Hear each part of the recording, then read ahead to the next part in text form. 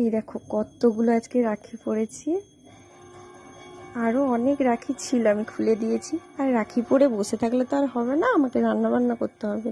তাই এখানে উনুন ধরে নিয়েছি। অনেক দিন উনুনে রান্না হয়নি, আজ ছেলেরও স্কুল ছুটি আর বরেরও ডিউটি নেই, তাই ভাবলাম অনেক দিন পর উনুনটায় রান্না করা যাক।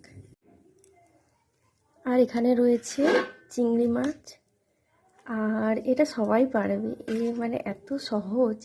পেঁয়াজ দিয়েছি অনেকটা পরিমাণ, সর্ষে পোস্ত কাজু বাদাম একসাথে মিক্সড করে নিয়েছি মিক্সিতে, আর কালারের জন্য হালকা গুঁড়ো লঙ্কা দিয়েছি, আর গোটা কাঁচা লঙ্কা, কাঁচা তেল, নুন, হলুদ পরিমাণ মতো সব দিয়ে হালকা জল দিয়ে এটাকে ভাপিয়ে নিতে হবে।